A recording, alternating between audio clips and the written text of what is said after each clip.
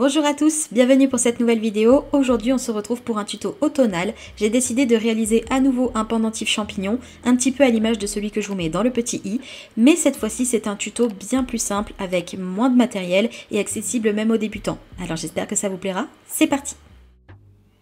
Donc pour commencer, vous allez avoir besoin d'un support, le mien est rectangulaire, et à l'intérieur je viens prendre un boudin de pâte chocolat. Et on va créer une texture d'écorce. Alors pour cela je prends un dotting tool et je viens tracer plein de lignes à la verticale sur toute ma pâte. Et bien sûr je la modèle avec mon doigt pour qu'elle ait la forme que je veux. Ensuite je viens rajouter d'autres boudins pour faire des branches. Et je n'hésite pas à passer beaucoup de temps sur la texture car c'est ça qui va donner ce côté réaliste. Pour un peu plus de détails, je viens ajouter un nœud dans le bois, donc pour cela je prends une boule, je viens la fondre sur les côtés, toujours en rayant ma pâte à la verticale, pour suivre du coup le mouvement que l'on a fait juste en dessous, et je viens faire un trou au milieu. Et en fait j'en fais très souvent quand je fais des textures d'arbres, tout simplement parce que je trouve que c'est le détail qui change tout. Donc je n'hésite pas à prendre un dotting tool bien plus petit pour refaire des stries et pour donner vraiment beaucoup plus de dimension et de détails à ma création. Malheureusement cette partie n'a pas été filmée, mais en gros j'ai pris de la pâte caramel, j'ai fait des petits morceaux que j'ai disposés de part et d'autre et je l'ai fondu à mon bois en continuant toujours de faire ma texture et ça donne comme ça des petites nuances dans le bois qui, encore une fois, fait toute la différence. Donc encore une fois, je prends bien mon temps à faire chaque texture, je change de dotting tool pour avoir des tailles différentes et je vais aussi le faire avec d'autres outils comme le scalpel, comme ça je vais faire plein de petites coupures et avec un dotting tool bien plus fin, je vais pouvoir faire des stries plus profondes. Et vraiment, je n'hésite pas à repasser plusieurs fois jusqu'à ce que la texture me convienne.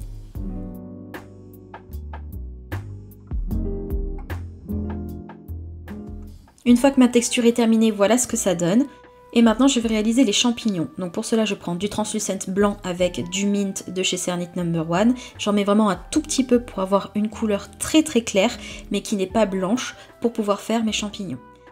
J'y détaille une pastille que je vais placer sur un ball tool de la taille que je veux. Évidemment la taille du ball tool va faire la taille du chapeau. Je le forme pour avoir comme ça une jolie coupole, un petit peu comme un bol, et je viens le pré-cuire.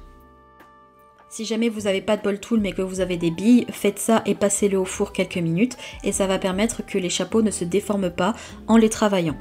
Donc je vous le remontre encore une fois, on prend la pastille, on vient l'aplatir sur le ball tool et on vient le pré-cuire.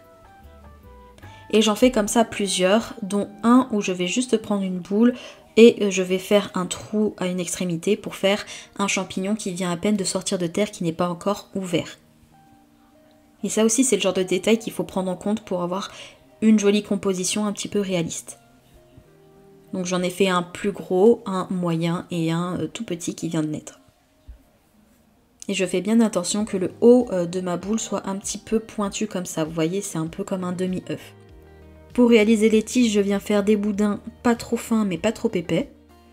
Pour que la tige puisse tenir à l'intérieur du chapeau de mon champignon, je viens mettre une petite boule de pâte crue. Je la lisse bien pour que ça ne se voit pas si on regarde le champignon en dessous. Donc pour cela, je prends mon dotting tool et je lisse tout. Et je n'hésite pas aussi à reprendre le ball tool que j'ai utilisé pour former mon chapeau.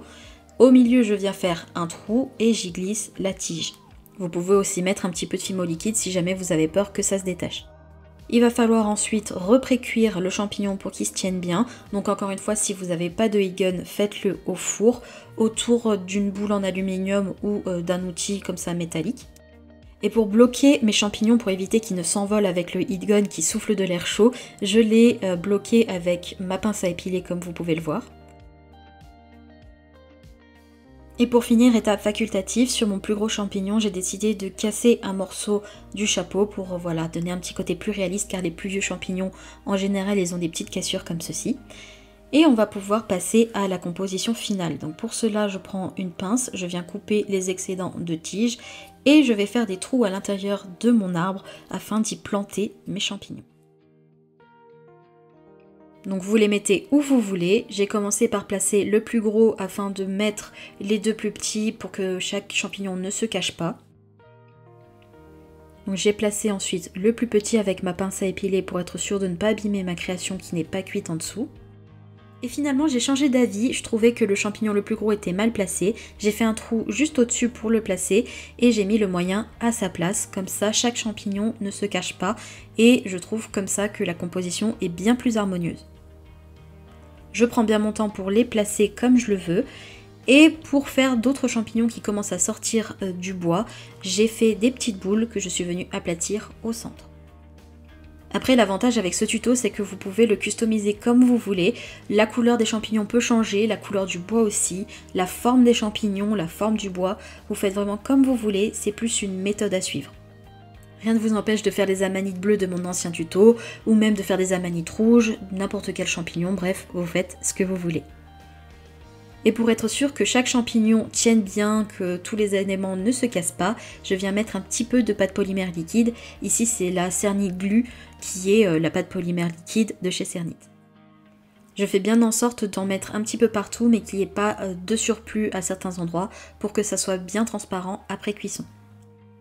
Et on termine par l'étape la plus satisfaisante, à savoir la mousse. Pour cela on prend un tout petit morceau de pâte polymère, on vient arracher des morceaux et on vient les placer un petit peu partout sur l'écorce.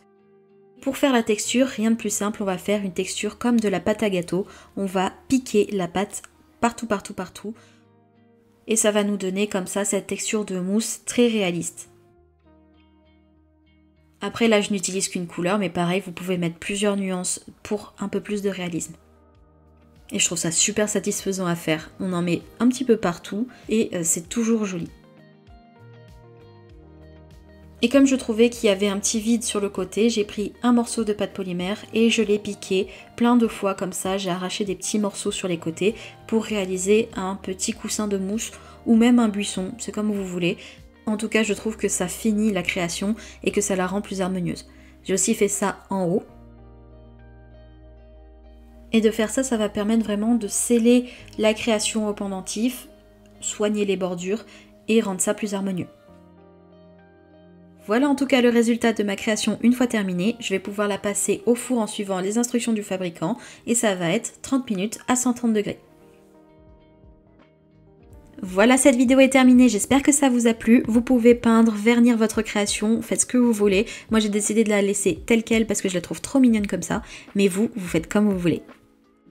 Si cette vidéo vous a plu, n'hésitez pas à la liker, à la partager et surtout à la commenter pour que je puisse avoir tous vos retours. Et si c'est pas encore fait, abonnez-vous et activez la petite cloche pour être au courant à chaque fois que je sors une nouvelle vidéo. Je vous laisse le lien de ma boutique ainsi que mes réseaux sociaux, c'est là-bas que vous aurez toutes les news à propos de la chaîne ainsi que ma vie de créatrice, du coup n'hésitez pas à me rejoindre. On se retrouve une prochaine fois pour une nouvelle vidéo, en attendant prenez soin de vous et restez créatifs, bye!